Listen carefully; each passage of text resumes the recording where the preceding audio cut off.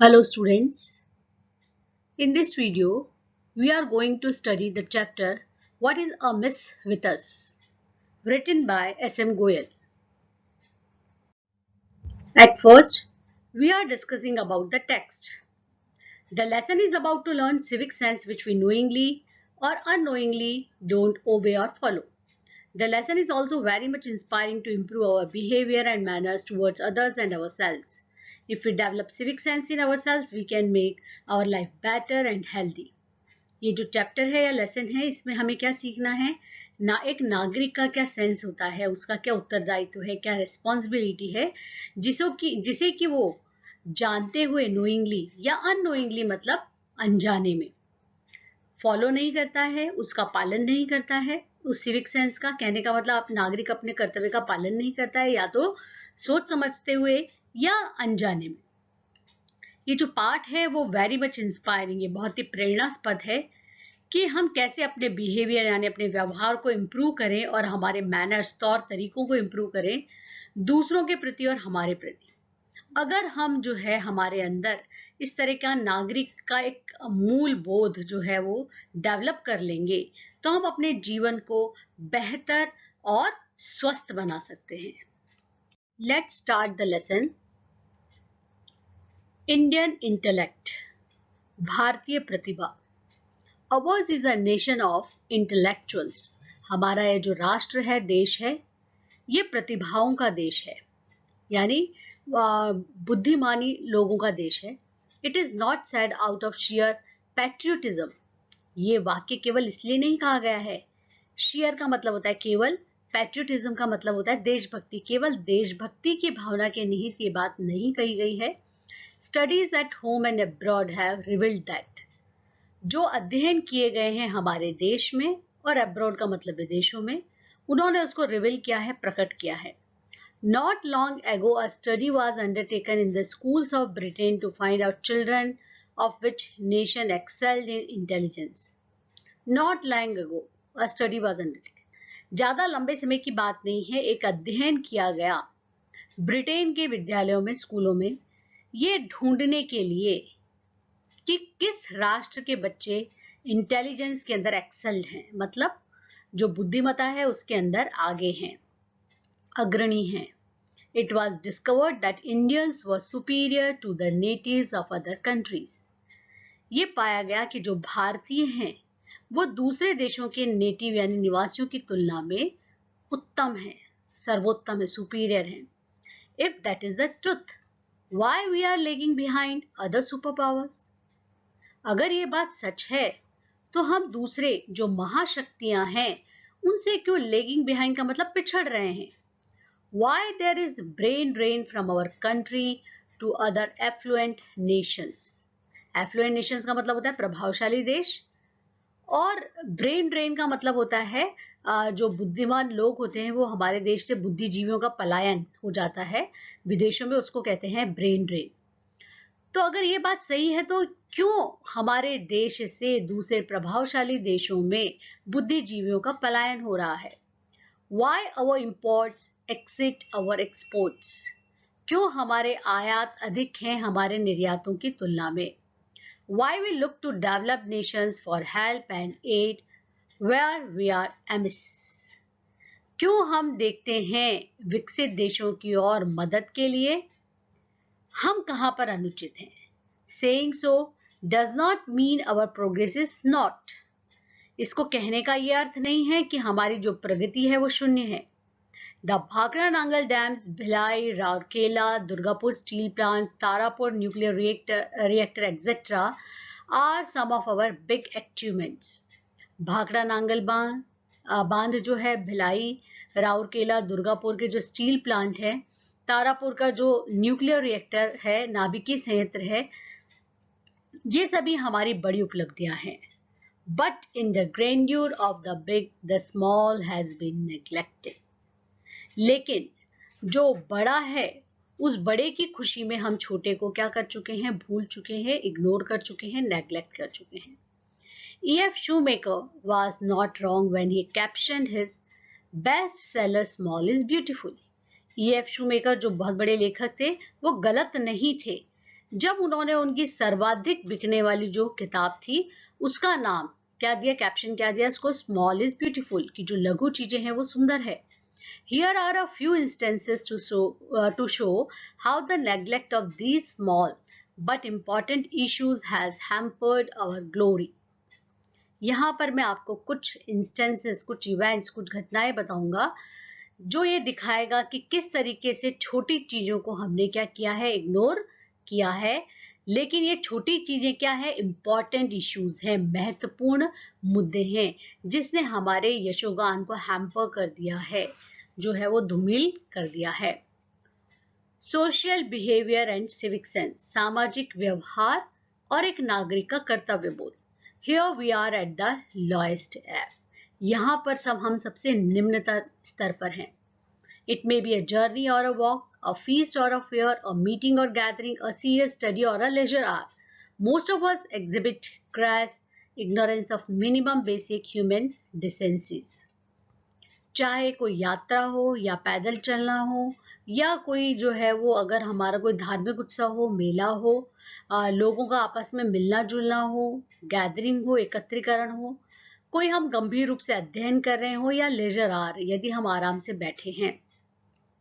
हम में से अधिकतर लोग एग्जिबिट का मतलब प्रदर्शित करते हैं अज्ञानता. किस चीज की, बिल्कुल जो है वो क्रैस इग्नोरेंस प्रदर्शित करते हैं मिनिमम बेसिक ह्यूमन डिसेंसीज की. जो न्यूनतम आधारभूत मानव के अंदर जो सोच होनी चाहिए, जो हम कहेंगे डिसेंसीज का मतलब शालीनता होनी चाहिए, उसमें हम क्रैस इग्नोरेंस मतलब ठस दिमाग के जैसे अपने आप को क्या करते हैं, प्रस्तुत करते हैं. Let us see how and where we lack in our social behavior and cultivation of civic sense. चलो हम देखें कि कैसे और कहां पर हम अपने सामाजिक व्यवहार में और जो एक नागरिक का कर्तव्य बोध होता है उसके कल्टीवेशन के अंदर कहां पर हमारी क्या है, कमी है. सबसे पहला पॉइंट है नॉइस पॉल्यूशन. जो है नॉइस पॉल्यूशन का मतलब होता है ध्वनि प्रदूषण. Human ear is meant for receiving sound of normal range of decibels. Sound received beyond that measure would not only be jarring but also damaging to our hearing sense organs. How many of us take care of this? It may be a TV program or a radio broadcast, playing a tape recorder or any other instrument, even a gossip or a chit chat in a company, all are heard at a very high pitch. We may be used to it, but what about those living around us? Our neighbor may be a serious student, a sick person, or a peace-loving being. ध्वनि प्रदूषण, हमारे मानव के जो कान है, human ear है, वो किस चीज के लिए है? Receiving sound of normal range of decibels. जो एक औसत जो रेंज है, दर है डेसिबल की, केवल उतनी ध्वनि को सुनने के लिए ही है. लेकिन इस मापन से, इस मेजर से ज्यादा अगर हम साउंड को रिसीव करते हैं तो would not only jarring, jarring का मतलब है वो न केवल हमको अखरता है, परेशान करता है, बल्कि हमारे जो सुनने वाले सेंस ऑर्गन है उसको भी डैमेज करता है, नष्ट करता है. How many of us take care of this? हम में से कितने लोगों को इसकी परवाह है? चाहे कोई टीवी प्रोग्राम हो, रेडियो का प्रसारण हो, टैप रिकॉर्डर बज रहा हो या कोई दूसरा इंस्ट्रूमेंट, चाहे हम गपशप कर रहे हों या किसी कंपनी में चिट चैट कर रहे हों, ये सारी चीजें हम बहुत उच्च ध्वनि स्तर पर करते हैं. हो सकता है कि हम इसके यूज्ड हो गए, आदी हो गए हैं, लेकिन उनका क्या, जो हमारे चारों ओर हैं, दोज लिविंग अराउंड अस, हमारे पड़ोसी, नेबर, हो सकता है वो कोई एक स्टूडेंट हो, सीरियस स्टूडेंट जो पढ़ाई कर रहा हो, एक सिक पर्सन हो, बीमार व्यक्ति हो, और अ पीस लविंग बीइंग या शांति को पसंद करने वाला व्यक्ति हो. Have we ever thought of him? क्या हमने कभी उनके बारे में सोचा है? How much agony do we cause to him or her? Agony का मतलब होता है दुख या पीड़ा. हमने उनके लिए कितनी दुख या पीड़ा जो है वो उत्पन्न की है. The neighbor, being a person of cool temperament, does not quarrel with us and suffers in silence. वो पड़ोसी जो है एक शांत स्वभाव का, कूल टेम्परामेंट का हो सकता है, तो वो हमसे लड़ता नहीं है और जो है वो बेचारा चुपचाप उसको सहन करता है, सफर करता है. The poor fellow shuts the windows and doors and puts cotton in his ears to reduce the impact of high-pitched noises. वो बेचारा हमारा साथी खिड़कियों को बंद कर देता है, दरवाजों को शट कर देता है और कॉटन यानी रुई जो है वो कानों में डाल देता है, जिससे कि वो उच्च जो तीव्रता की ध्वनि है उसका प्रभाव यानी इम्पैक्ट है वो कम हो सके, रिड्यूस हो सके। When shall we learn the simple civic sense? हम कब सीखेंगे एक साधारण नागरिक का कर्तव्य बोध या मूल भाव? It may be a marriage ceremony or any other function, a ritual or a prayer. There is generally a fashion of hiring a loudspeaker to be used the loudest besides engaging a band and other means of producing sound. चाहे हमारे यहाँ शादी ब्याह का कोई ceremony हो, कोई दूसरा फंक्शन हो, रिचुअल का मतलब होता है कोई कर्म कांड हो, किसी भी तरीके का पूजा पाठ हो, प्रेयर हो, तो जनरली एक फैशन सा बन गया है कि हम लाउड स्पीकर को किराए पर लाते हैं और उसको यूज किया जाता है सबसे उच्चतम, लाउडेस्ट यानी सबसे उच्चतम जो है वो स्वर पर उसको यूज किया जाता है। इसके साथ ही एक बैंड भी जो है वो एंगेज किया जाता है, जोड़ा जाता है, बजाया जाता है और इस तरह के दूसरे तरीकों से जो है वो शोर को उत्पन्न किया जाता है। The pitch is kept so high that sensitive beings get shocks. ये जो पिच है, ध्वनि की जो पिच है, जो उसकी तीव्रता है, वो इतनी ज्यादा होती है कि जो संवेदनशील लोग होते हैं उनको इससे शॉक लगता है, उनसे इनको जो है वो झटका लगता है। तो ये हमें ध्यान देना चाहिए। इवन द स्टोन्स और bricks of a building shake, यहाँ तक कि जो है वो किसी भी बिल्डिंग की जो स्टोन्स है, पत्थर हैं या चट्टाने हैं, वो क्या होने लगती है, हिलने लगती है। And the impression is gathered that the building में collapse one day because of this. और जो है इस तरीके का प्रभाव जो है वो दिखाई देता है कि वो जो बिल्डिंग है वो किसी एक दिन क्या हो सकती है, नष्ट हो सकती है इस ध्वनि की तीव्रता की वजह से, हाई पिच की वजह से, तारत्व की वजह से। The vehicles, especially the trucks, make living unbearable. Even the drivers blow the horn not only loudly but also incessantly, and that too often without any reason. The vehicles, जो गाड़ियां हैं, खास करके हम ट्रक की बात करें, मेक लिविंग अनबेरेबल, वो जो है वो लोगों को असहनीय बन जाती है। Even the drivers blow the home, और जो ड्राइवर जो है वो घर लाते हैं जब इस गाड़ी को, तो जो हॉर्न जो है वो बजाते हैं, blow the horn, not only loudly, न केवल तेजी से बल्कि लगातार, and that too often without any reason, और कई बार जो है वो ड्राइवर ब्लो करते हैं जो है आप देखेंगे हॉर्न को इतनी तेजी से, वो बिना किसी रीजन के होता है। The noise pollution caused because of the lack of civic sense and careless social behavior mars the sensibilities of our people at large and affects our efficiency. ये जो नॉइज पॉल्यूशन है, हम कहेंगे जो हमारा क्या बोलते हैं, ध्वनि प्रदूषण है, cause because of the lack of civic sense, ये किसकी वजह से उत्पन्न हुआ है? क्योंकि हमारे अंदर सिविक सेंस की लैकिंग है, कमी है, हमारे नागरिक का जो मूल भाव है उस भावना की कमी है। एंड केयरलेस सोशल बिहेवियर, और हमारा सामाजिक व्यवहार जो है वो बिल्कुल केयरलेस है। Mars the sensibilities of our people, Mars का मतलब क्या होता है, नष्ट करता है वो दूसरे लोगों की जो सेंसिबिलिटीज होती है, चेतनाएं हैं, उसको क्या करता है, नष्ट करता है एट लार्ज, व्यापक पैमाने पर। And affects of our efficiency, और हमारी जो एफिशिएंसी है, हमारी जो कार्य करने की दक्षता है, उसको प्रभावित करता है। सेकेंड पॉइंट हम डिस्कस करेंगे, ट्रैवल बाय पब्लिक ट्रांसपोर्ट। जो पब्लिक ट्रांसपोर्ट होता है, लोक परिवहन के साधन होते हैं, उनके द्वारा यात्रा करना। We all travel by public transport, train or bus and have had many bitter and sad experiences. हम सभी जो है वो लोक परिवहन के साधनों से, ट्रेन से, बस से यात्रा करते हैं और हम सभी के बहुत सारे कड़वे और दुख भरे अनुभव होते हैं। Orderly queue system at the time of either purchasing the tickets or boarding the train or bus is rarely followed. क्रमागत रूप से जो क्यू बनाना यानी लाइन बनाना का जो एक सिस्टम है, किस समय पर, जब हम टिकट को खरीद रहे हो या ट्रेन या बस में चढ़ रहे हो, ये रेयरली फॉलो, दुर्लभ रूप से ही कभी कभी फॉलो किया जाता है, लोगों के द्वारा ओबे किया जाता है। Everyone in his self interest flaunts the genuine rights of others.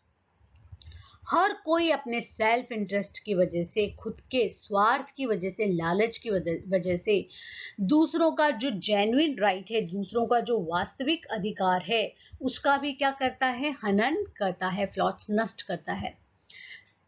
Those who are already occupying a seat would very reluctantly permit others to sit even on the neighboring vacant seat. वो लोग जो पहले से ही किसी seat को occupy कर चुके हैं, वो बहुत ही तिरस्कारपूर्ण ढंग से दूसरों को परमिशन देते हैं कि वो उसके बगल की खाली सीट पर भी बैठ पाए।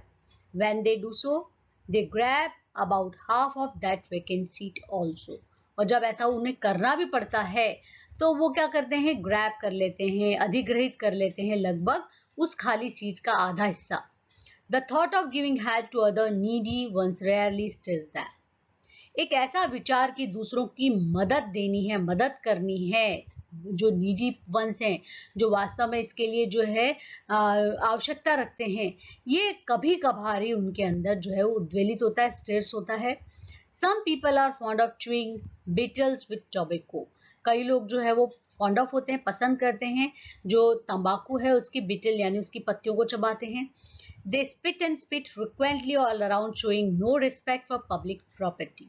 वो इधर उधर थूकते हैं, spit and spit, frequently, लगातार, बहुधा, एक के बाद एक, चारों ओर, और जो पब्लिक प्रॉपर्टी है, जो लोक संपदा है, उसके प्रति उनका कोई आदर जो है वो दिखाते नहीं है। They forget that they have paid for journey and not for spoiling the train or bus. वो भूल जाते हैं कि उन्होंने केवल जर्नी के लिए पे किया है, बल्कि ट्रेन और बस को स्पॉइल करने के लिए उन्होंने पे नहीं किया है। They throw all rubbish and leftovers wherever they so desire. वो फेंक देते हैं सारा कचरा और बची खुची चीजें जहां भी वो इच्छा रखते हैं। Our public transport, our roads and streets, our public places and buildings are seen littered with all sorts of stinking refuse that tells upon our health and vigor.